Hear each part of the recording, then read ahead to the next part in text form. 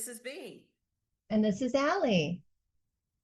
Welcome to Yogi and the Bee. Yeah, welcome everybody.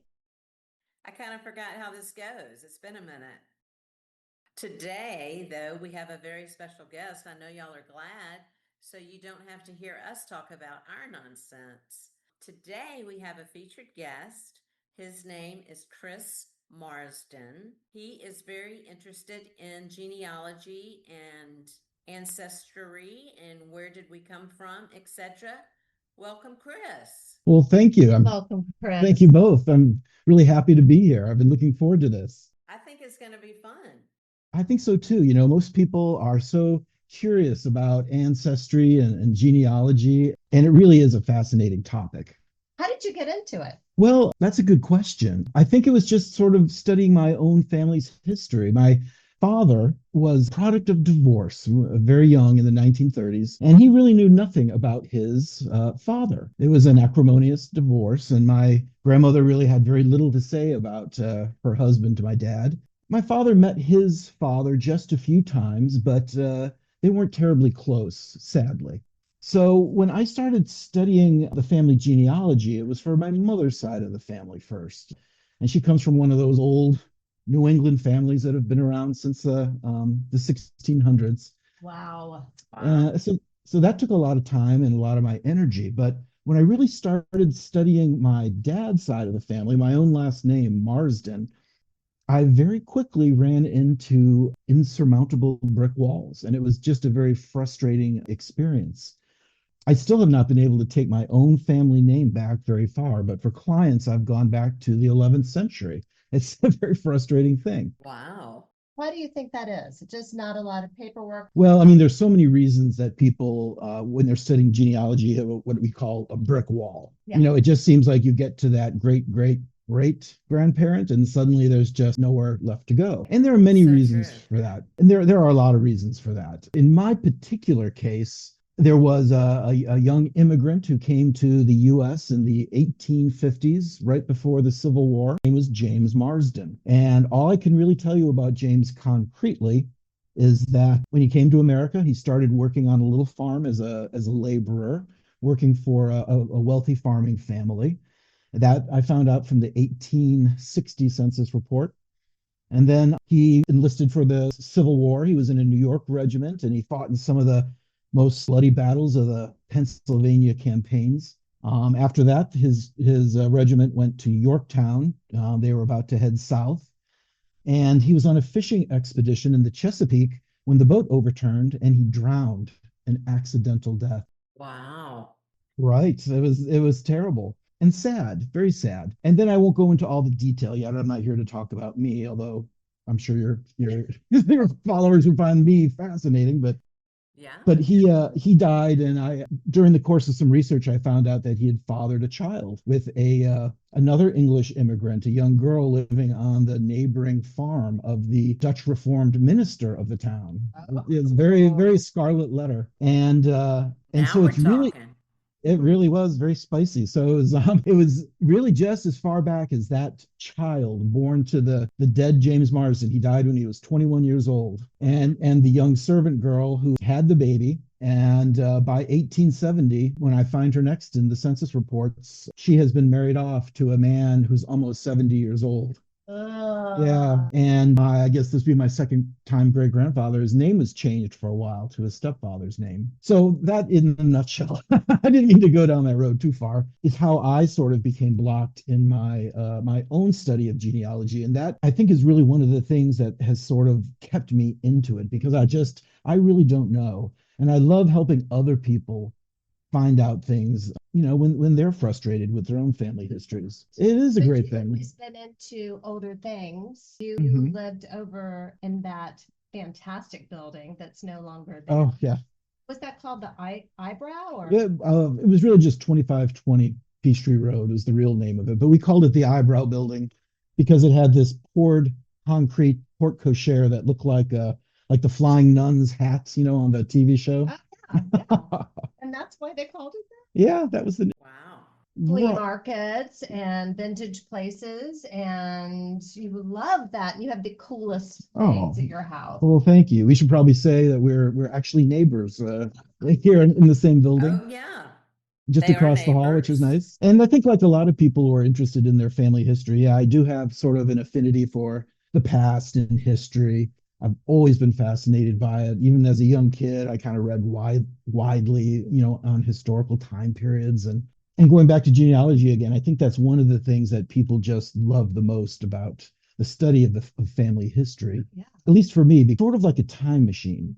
For example, you could read about, I mentioned the Peninsular campaigns and the Civil War, how boring, how dry. But when you really stop to think that your 20-year-old three-time great-grandfather was there experiencing it, suddenly it becomes Yeah. so much more interesting. And, I love history, not so much military history, but I was just devouring everything I could. Once I discovered what my, great-great-grandfather's path was in those 6 months that he was alive between joining up and being killed, it's like you could almost feel the musket balls firing past your head. You can Yeah. hear the cannons and smell the smoke. I mean, it becomes very personal. Would you say you get most of your data or information from the census tract, or where do you? Well, there are a lot of ways. I'm a member of several websites, and Okay. I still think the classic ancestry.com is really my favorite. Okay. And I use that a lot for my own research and for clients' research as well. Well, fortunately, I'm glad to tell you, I don't know. Because before the advent of the internet, the study of your own genealogy, your own family history was extremely difficult, extremely tedious, Yeah. very, very time consuming. If you wanted to find out about great great grandparents that were farmers, say somewhere in Illinois, you had to write for the records to the city hall for the little county they may have lived in, and then waited and waited for them to be photocopied and returned to you. And I think one of the reasons that the study of genealogy and people's personal interests in their exploding interest in their own family trees is because now it's so easy and Yeah. it's so at your fingertips. Yeah. And Allie asked me a few questions about her family history that she didn't know the answers to. I sat down last night for about 45 minutes before I went to bed, and I discovered so much. If she had asked me to answer that question for her back in 1980, I mean, it could have taken well over a year to get the same information. Much Right. quicker now. And it kind of democratizes it too a little bit. I mean, before you had to be the kind of person who had loads of spare time, to do this. And now it's the kind of thing that, you can be an armchair genealogist. You can do it in your spare time. You can do it an hour here, an hour there, and you don't have to be so patient, Yes. which is not my strong suit. Well, I can't wait to see what you have discovered. I know, Bee, you asked him a couple of questions as well. So we're going to be completely blown away. So I've always been in book publishing for my career. And I lived in New York for years, and I was with Simon and Schuster and with Macmillan, Yeah. and then Oxford University Press, the trade division, not the academic books. And then when I came to Atlanta, it was to become the editorial manager for a series of books at a company called Whitman Publishing. We're just starting up. These were called the Vault series, and they were histories of collegiate football programs. And I got to travel to many universities and work in archives and collect the images that would be needed for these books and to work with the authors a little bit about where to kind of focus their writing. And it was during this time period that I really fell in love with the coffee table book format, something I had had no experience of in my work in New York, which was mainly nonfiction. That job went very well. It was one of the favorite jobs I've ever had. It was a lot of fun. I learned so much. But one day, the company just took a different direction, and the entire editorial staff was laid off in one day. And for the first time, yeah, it was a strange feeling. First time in my life, I was not only let go from a job, but without a job. It was very odd. And there just isn't a lot of publishing in Atlanta. And I certainly didn't want to go back to New York for family reasons. My aging parents were here in Atlanta at the time. Yeah. I had discovered, I've been bitten by the genealogy bug, like I mentioned to you before. And I'd done little tasks and favors for friends. And somebody just suggested, why don't you become a genealogist? I looked into that. It's very, very complex and very difficult to become a licensed genealogist. And I didn't really want to do that. And I didn't want to really give up making books. I loved it. So that's when I came up for the idea for starting Modern Bookworks.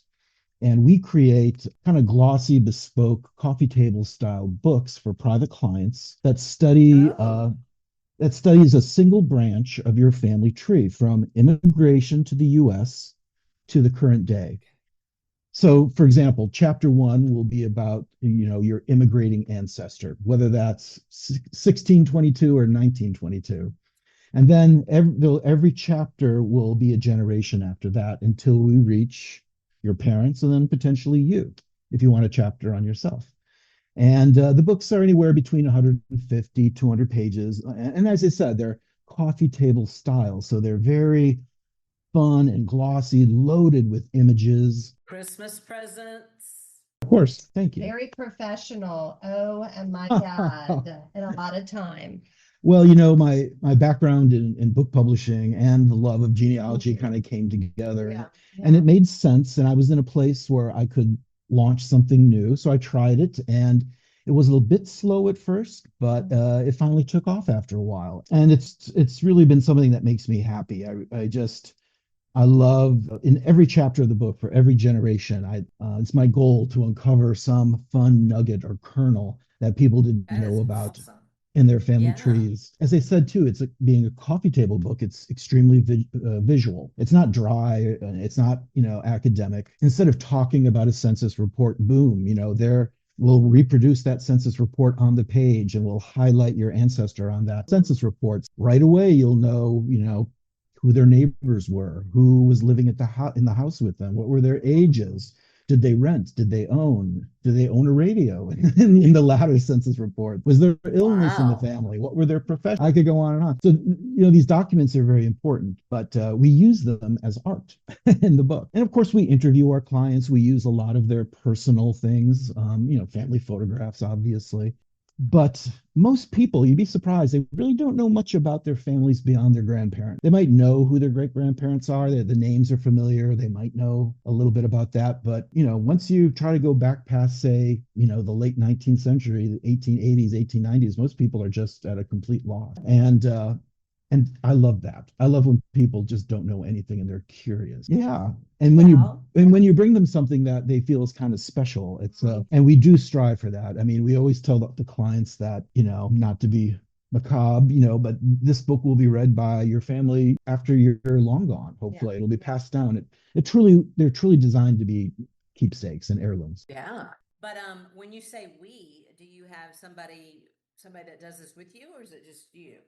I mean, Well, it's just me to an extent. I mean, I do all of the research and the writing and the image gathering. We have quite a large image library now, and being monographs, books that are just published, privately. They're not, you can't purchase these books in the stores. We reuse the images quite a bit. it's like Um, the scrapbook of all scrapbooks. Yes. it is, but it really does follow the strictures of the coffee table book. Meaning, when somebody sits down with this, when you sit down with a coffee table book you've just bought, first of all, you greedily go through it and you look at the beautiful pictures and the artwork. Yeah. Yeah. And then the next time you pick up the book, you do the same So thing, but true. you start reading the captions. And then maybe the third time you pick it up, that's when you really start reading the body text. That's so interesting. Yeah. Yeah.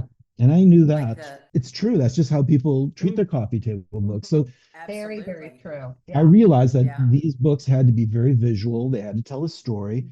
Even if, let's say, there's a chapter about your ancestor who was a farmer in Indiana in the 1840s, that might not sound very interesting. And he spent his whole life in a small town in the 19th century in the cornfield. But then when you really start studying about the history of the state at the time, the history of the county, and the history of the town, all of these wonderful little stories come up about things your ancestors probably would have experienced, a fire, you know, for example, I had a client just recently whose family had a farm in South Georgia.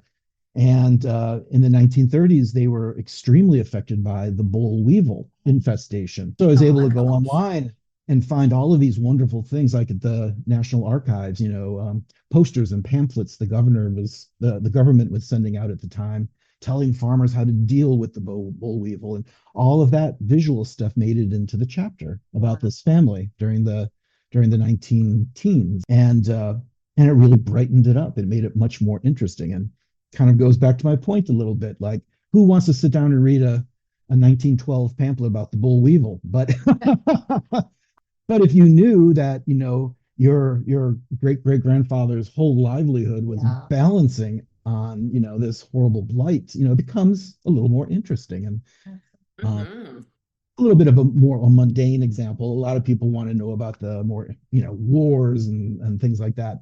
Civil War, World War I and II. We do a lot of that kind of research as well.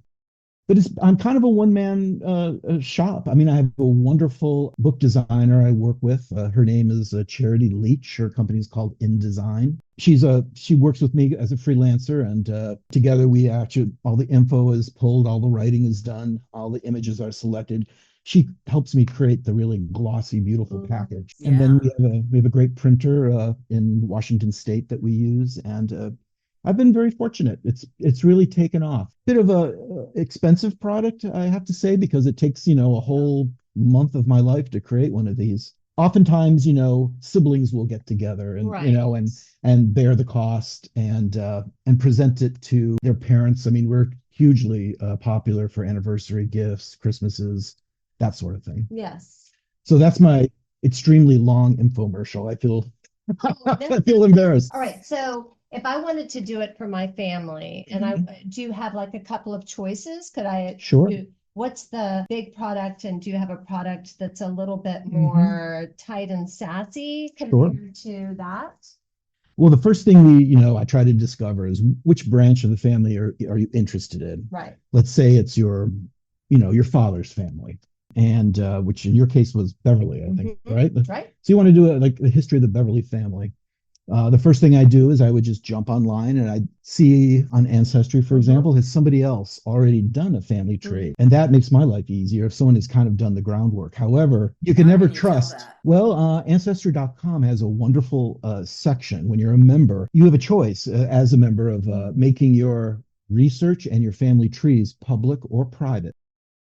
And many people make them public. Of course, they won't put in information about living members of their family. Right. But, when it comes to great grandparents and before that, people will share their family trees. Now, I have to emphasize, you can't just take somebody's research on a public website and just take it for gospel. Right. Gotcha. You have to research, like, how did this person come to this conclusion? What's the proof? What's the evidence? Do we have sources? Right.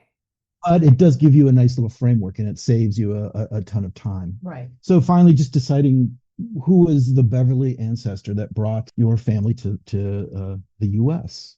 And once we do that, then, as I said, every generation is a chapter till we get to you. Okay. Your father has a chapter, before him your grandfather, your great grandfather, etc. Yeah.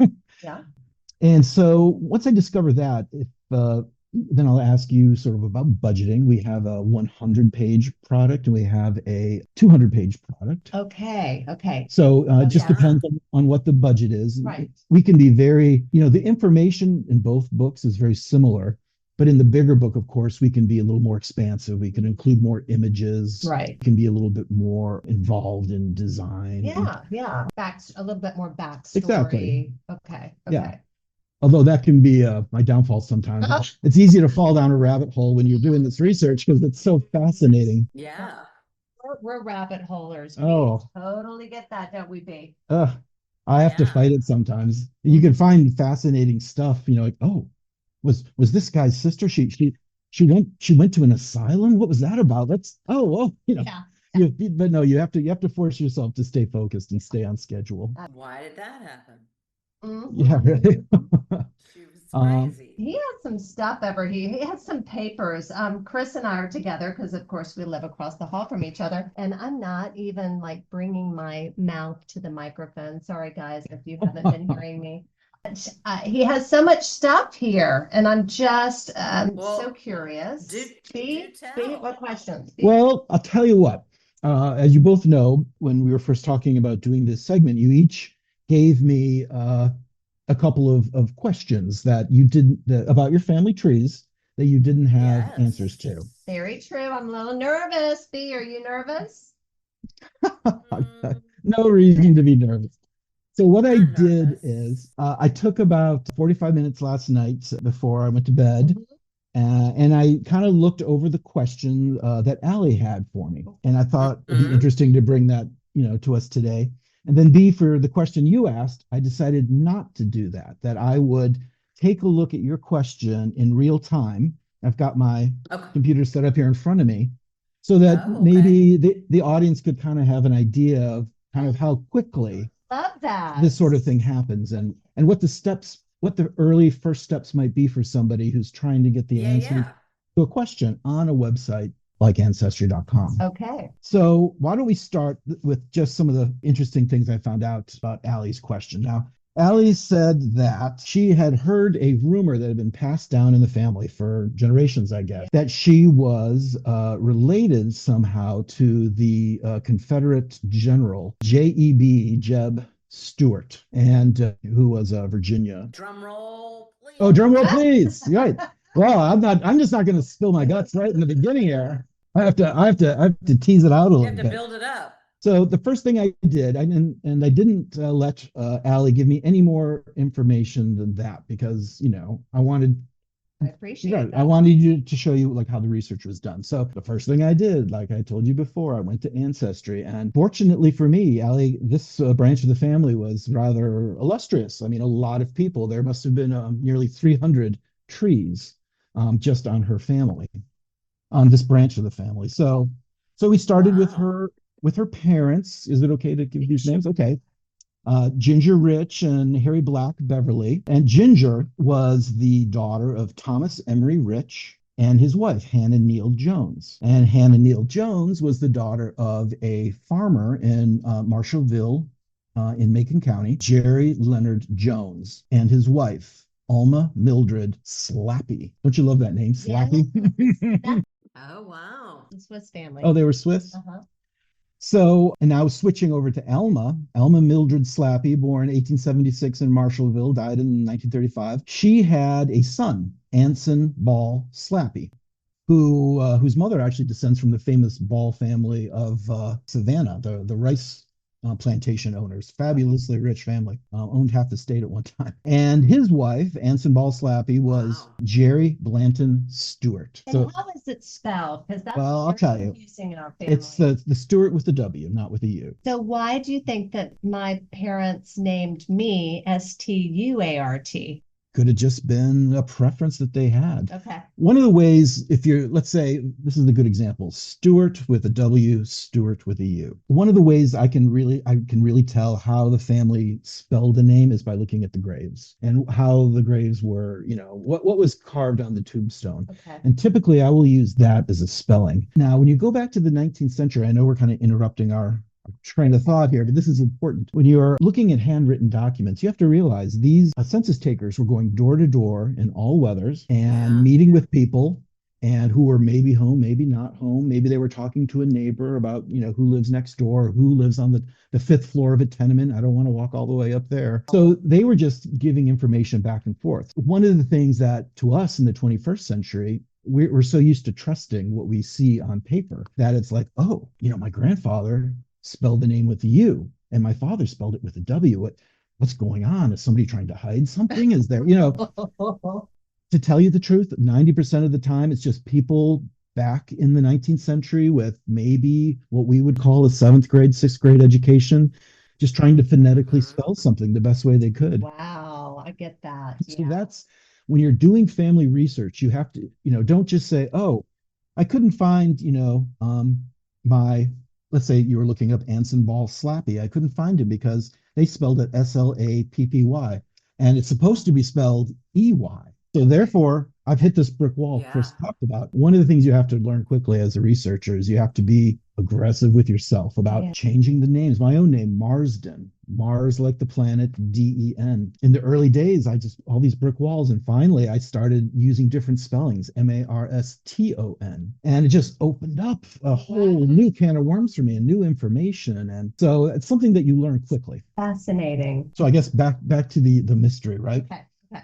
Anson Ball Slappy is a farmer of moderate means in Marshallville. He's born in 1846, dies in 1908, and he marries a local girl from a well-off family. Her name is Jenny Blanton Stewart. Okay. So right away, when Ah. she was talking about Jeb Stewart, this is spelled with a W.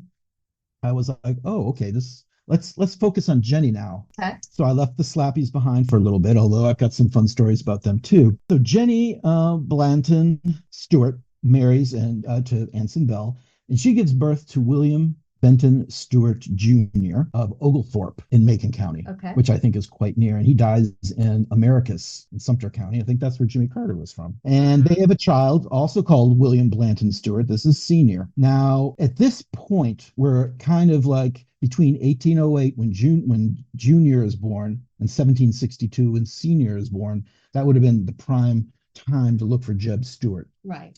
And I really couldn't find a connection Okay. at this family in that time period for Virginia. Okay. Now, you probably had heard that you had a military ancestor. Yes. Or someone in your family heard that, or someone before them heard that. Right. And by the time it gets to you, it's like that children's game, telephone. Yeah. Somebody It whispers gets something. all distorted. Right. Right. Now, you probably, what this story probably started from was William Blanton Stewart Sr., born 1762 in Amherst, Hanover County, Virginia, and he died 1848 in Shen County, Bumphead. It's very near Macon. Okay. He fought in the American Revolution. There are several women, for example, who are members of the DAR today because of this guy. And he fought in two different units. He eventually became a sergeant. He was briefly with George Washington during the Valley Forge winter. Kind of interesting. So he was of some note. And then his father, Wow.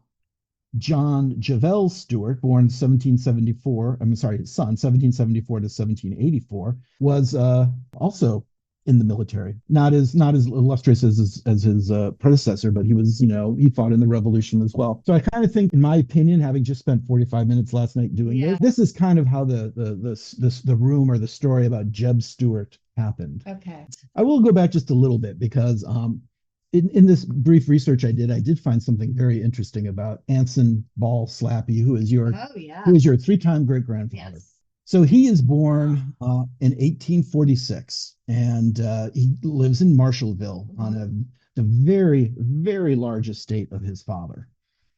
His father was George Hiley Slappy. Okay. Is that a name you know? Yeah. He would have been your four-time great-grandfather. In all the research I've done for Southern families that come from, farming backgrounds, plantation owners, I have never seen a family with an estate like this. It really is kind of breathtaking. Okay. Whoa. This is very interesting. So in the 1860 census, we learned that George Hiley Slappy's estate was worth $63,000, which in today's money is $2.4 million.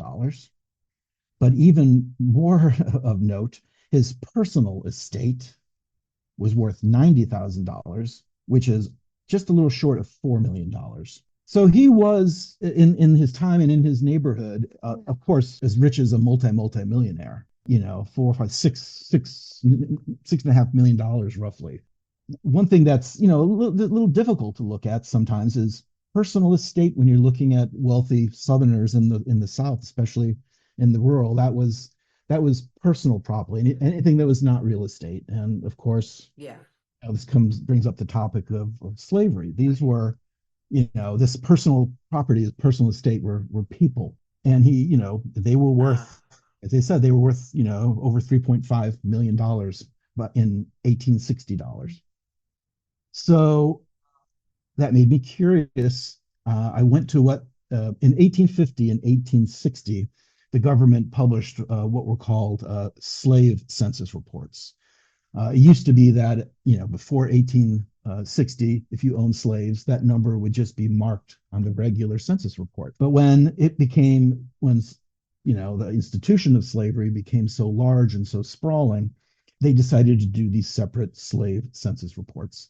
When you look at the 1860 slave census report and you look up George Hiley Slappy, um, you see that, here we go. I just wanted to be sure I had my numbers right. He owned 92 people. Oh, that were. Oh, So what happens next is I decided these were obviously very prominent people. They owned a huge chunk of the county. I thought I would go look at some old newspapers in the old newspaper archives and see if I could find something kind of interesting. So right on the eve of the Civil War, George Hiley Slappy's eldest son dies, a single man. He was only 35 years old, never married, but already a lot of his father's property had been sent over to him.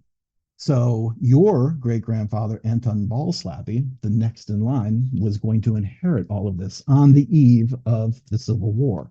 In order to settle his brother's estate, in those days you had to place something in the paper saying, we're going to be reading the will, and if you have any liens on the estate, you have to make them now.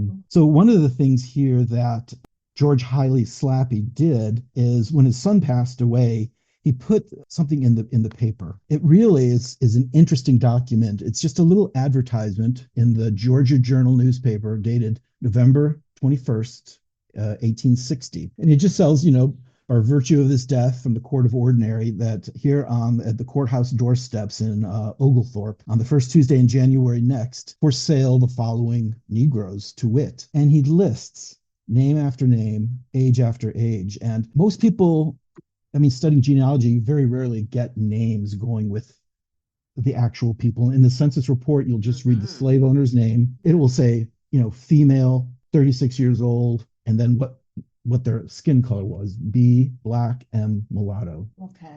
And this gives you such an interesting look into their life. For example, many of these slaves are named after slave owners' children, which was kind of a common thing that would sort of denote these slaves when are going to be willed eventually to such and such a child. But just to read a few, it's, Alec, a boy of 35 years of age, his girl, Mary, their child of 13 years of age, Lindsay, Liney, 9 years old, Manuel, 3 years old, Belissa and her infant, David, 6 weeks old. It goes on. And there are people here, like I said, from 6 weeks old all the way to 70 years old. And that's just a portion of the 90 people. That's a lot. It's just, I don't mean to put such a bummer, you know what I mean? But yeah. And the Slappy plantation, the house is still there. The house is, I saw a picture of it. It's as you can imagine, this Marshallville was a small town, so many of the larger plantation owners lived in kind of grand antebellum houses, gone with the wind, looking like the Slappies. And the plantations themselves, the fields, would be much further outside of town. So one last thing I'll say about the Slappies that I found super fascinating, and I've never seen this in my research before either. So George Hiley Slappy is still alive in 1870. He is 62 years old, which is a significant age then. One of the things that's very interesting to do with large or any slaveholders is when you look at the 1870 census, after the Civil War is over, it's the first time that Black people were listed as people in the census report, listed by name, listed as citizens now. And you see that George is here living with his family, several of his adult children. And then there's a domestic, they call her a domestic worker at the very end, Martha Slappy, 37 years old, Black. Obviously, she's a former slave who had stayed, with the family on the plantation. But what is doubly interesting, the main thing for me, is at the end, just living at home. When you're looking under occupation, right, and it just says at home, that just means you're a child or you're a wife. You don't have an occupation. Right. You're just living in the house. We find Henrietta Slappy, her son Zip, her other son Fort, 7 and 2 years old. Henrietta is 11 years old. And if you take a look here under race, you see they're all mulatto. Oh, yeah. And they are not they're not domestics like Martha, who's Black. And they're not like other Slappies who I saw, who are now working kind of as laborers on the farm still, but paid laborers. You have living at home. They're living with the family, but as one of his many adult sons. Yeah. But they were living in the house with the family as family members. I've never seen that before. Wow. So, but what, you don't have their last names. They didn't have last names until they were emancipated. Yeah. The vast majority of freedmen, typically, you wouldn't think this would happen, but they took the name of their former enslavers. That was, I can't give you an exact number, but I'm well over 50%. And then there were several names that were very popular that were taken. Freeman, obviously, became a very popular last name. Right. Washington became a very popular. Lincoln became a very popular name. But the vast majority of the formerly enslaved took the slave master's name as their own last name. Yeah. Yeah, you wouldn't. I don't think I would have if I were them, but Right. but it's it's so hard for us to talk about these things now, and it seems horrific, and it's very hard to put yourself in the mindset and the life of somebody who lived hundreds of years ago. Right.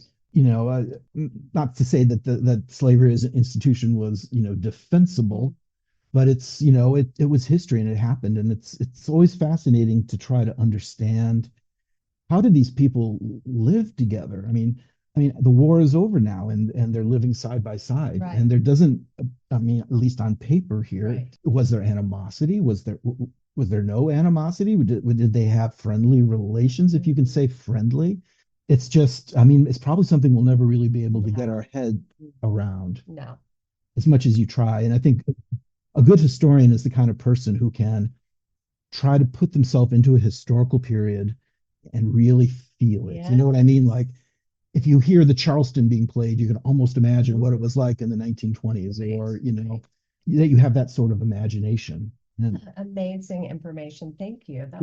I hope you find that interesting. It'd be fun. Now you can get online and start delving into more detail on it. And I think, if I could be wrong, I think I remember from your text that you said, I don't know much about X. There was someone, My dad's side of the family. Oh, okay. So what I'm going to do is I've written here in my search function on ancestry.com, Eugene Brooks, year born, 1908, born in, do we know where he was born or where he lived? I think Atlanta or somewhere close. Okay. And that his wife was Zaretta. I put double T on that. Estes, Estes. Okay. Yep. So just starting with this bare amount of information, anybody can do this. Computer's whizzing away, and here we go. So Eugene Adolphus Brooks. He appears in 35 trees, and his wife was Zaretta Louise Estes. All right.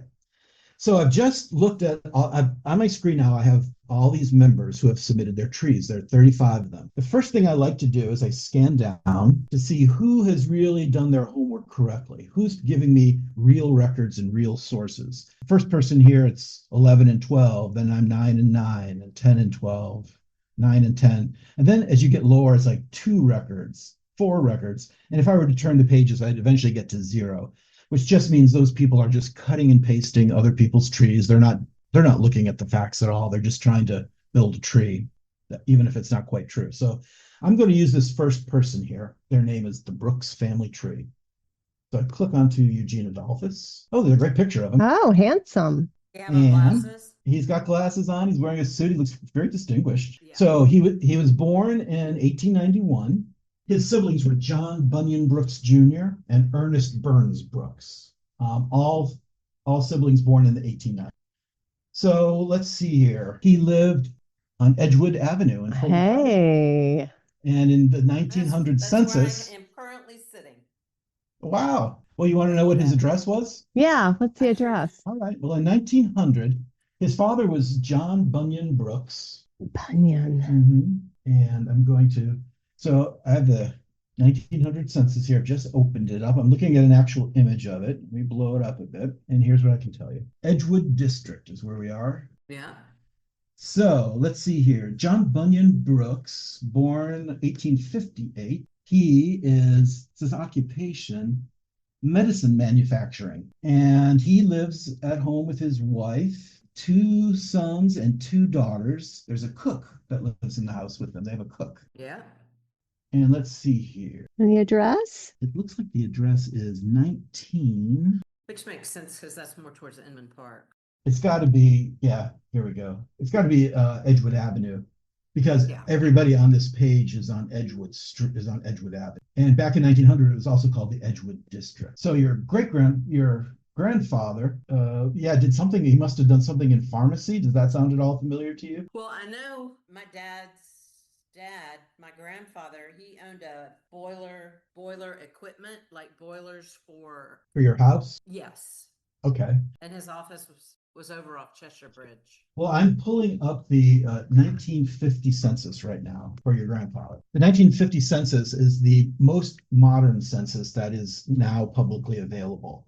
The 1960 census will be available, I think, in about 5 years or so. Every 10 years, a census report becomes public. If we take a peek here, we see that Eugene in 1950, where is he living now? I don't know how you're figuring all that out. Georgia, he lives in Atlanta proper. Probably on Second Avenue.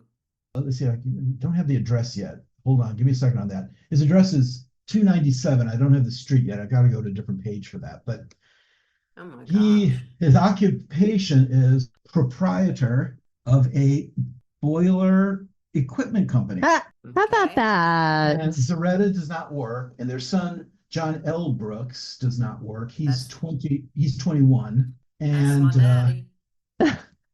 and that's it. Yeah, the two of them. Just Zaretta, just the one child, and let's see if I can get you the exact street they're living. This is crazy.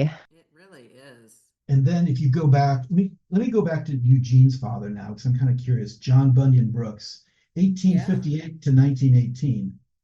Another picture of him. Another picture. Very prosperous looking gentleman. And he was born in, as I said, 1858. And let's take a look at him. Let's look at the 1900 census. Lily D. Brooks is his wife. Wow. Lily. Lily is her name. They live in Edgewood too in 1900. He's at 1818. Can't remember the last address. It'd be interesting to see if the father and son lived near each other. So John Bunyan Brooks. Oh, I think I already told you this, didn't I? He manufactures medicine, it says here. So Okay. I'm assuming he's a pharmacist of some kind. Is that Bunyan, Bunyon? Y-A-N. Y-A-N. And he 1858 to 1918. Oh, July 1918. That was right in the middle of the Spanish flu epidemic. Oh, Be interesting to know. Yeah. Let's see if anybody else in his family died that year. Yeah, he probably was around sick people a lot. Nobody else in the family died near that year, so it was just him. Now what I'm going to do is I'm going to stop looking at these individual pages that give me all the information about the family members. And I'm going to look at your tree in general, view tree. Now this will show me at a glance how far back this all goes, at least whoever this person who put this tree online. So Eugene Estes Brooks was your dad, right? 1917 to 1991? Yeah. Lewis. Oh, that was it? That's your uncle. Okay. I suspect whoever did this tree is probably your uncle's grandchild. And then Eugene. Yeah, he is.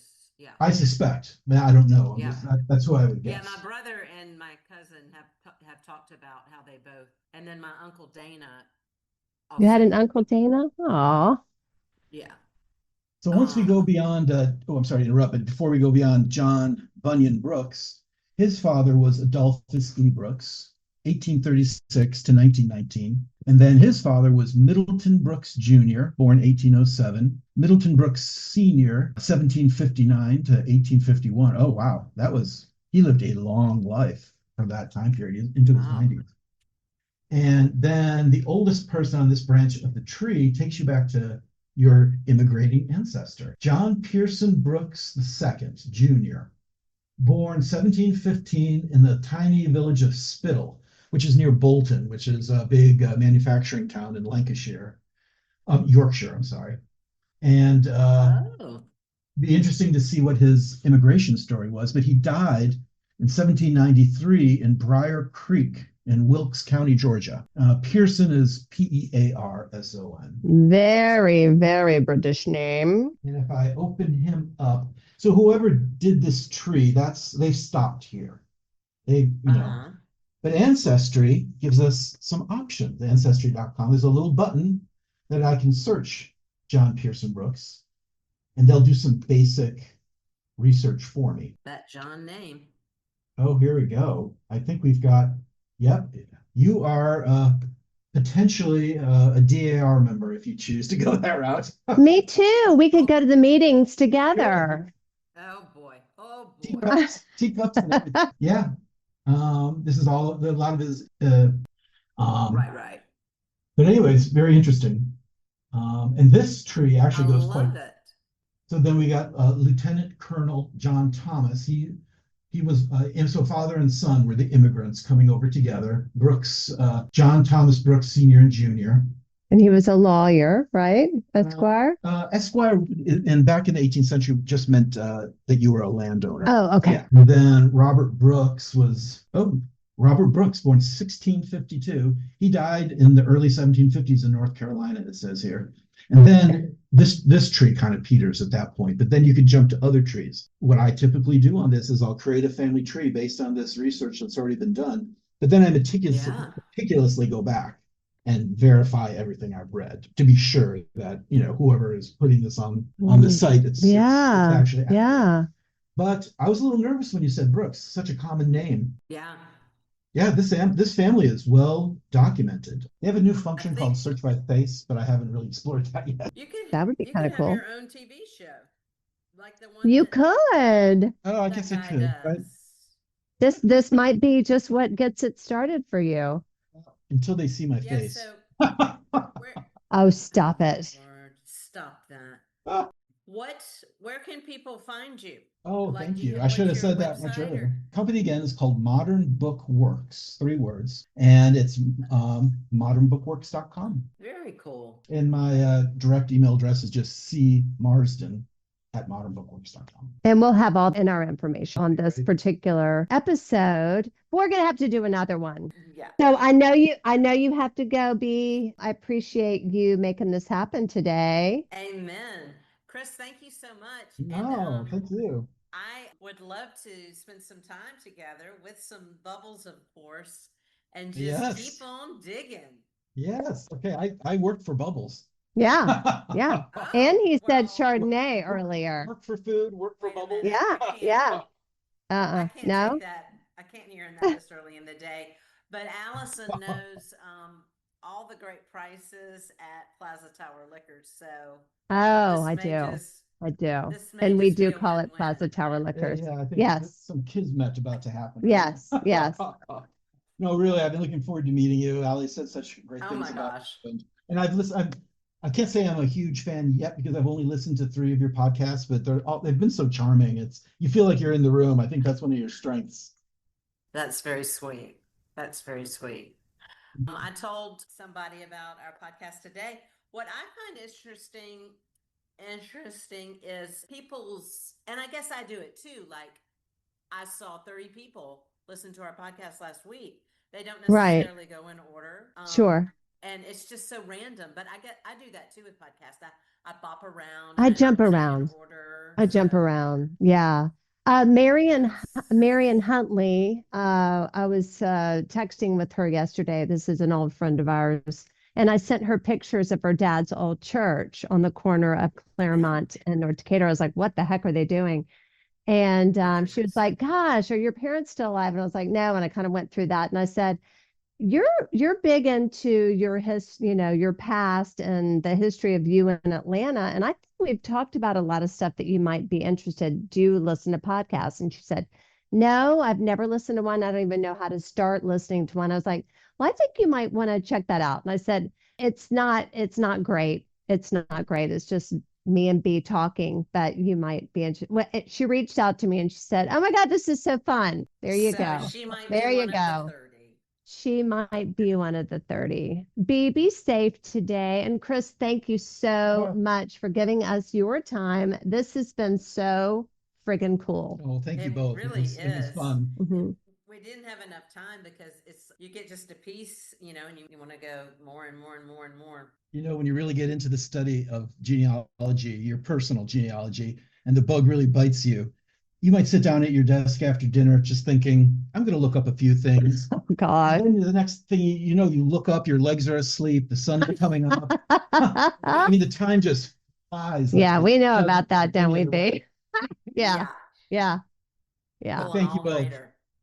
Okay, thank you. Thank Not you. at all. It was great fun. B, Okay. good seeing you, honey. You take good care. You take good care. Bye. Bubbles and bye-bye. Namaste.